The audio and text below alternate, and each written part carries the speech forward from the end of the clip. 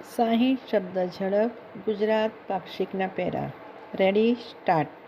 વર્ષ 2025માં 26 જાન્યુઆરીએ આપણા બંધારણને લાગુ થવાના 75 વર્ષ થવા જઈ રહ્યા છે. 26 નવેમ્બરે બંધારણ દિવસથી 1 વર્ષ ચાલનારી અનેક પ્રવૃત્તિઓ શરૂ થઈ છે. દેશના નાગરિકોને બંધારણના વારસા સાથે જોડવા માટે એક વિશેષ વેબસાઇટ પણ બનાવવામાં આવી છે.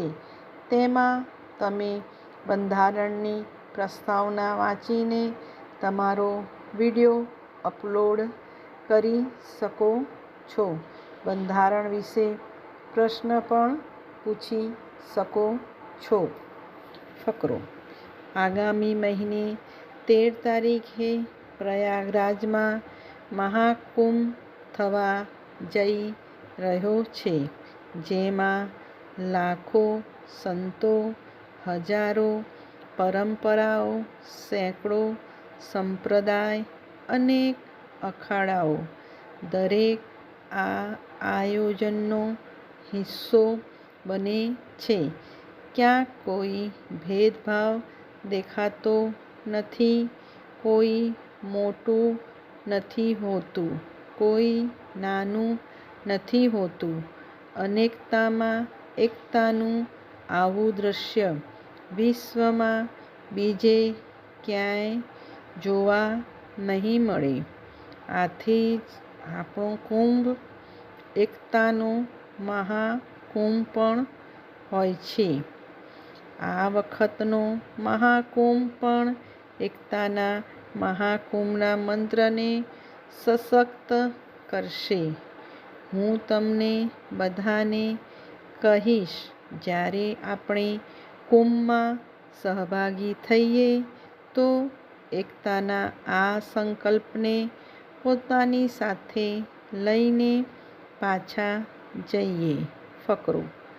કેટીબી અર્થાત ક્રિસ, ટ્રીસ ઓર બાલ્ટી બોય. તમને કદાચ ખબર હશે કે બાળકોની મનગમતી એનિમેશન શ્રેણી અને તેનું નામ છે કેટીબી. ભારત હૈ હમ અને તેની બીજી સિઝન પણ આવી ગઈ છે. આ 3 એનિમેશન પાત્રો આપણને ભારતીય સ્વતંત્રતા સંગ્રામના તે નાયક નાયિકાઓ વિશે જણાવે છે, જેની બહુ ચર્ચા થતી નથી. ફકરો. આગામી વર્ષે આપણા દેશમાં પહેલીવાર world audio visual entertainment summit અર્થાત વેવ્સ શિખર પરિષદનું આયોજન થવાનું છે.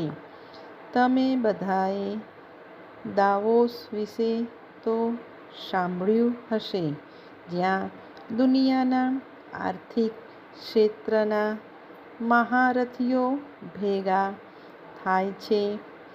આ શિખર પરિષદ ભારતને વૈશ્વિક સામગ્રી સર્જનનું કેન્દ્ર બનાવવાની દિશામાં એક મહત્વપૂર્ણ ડગ છે.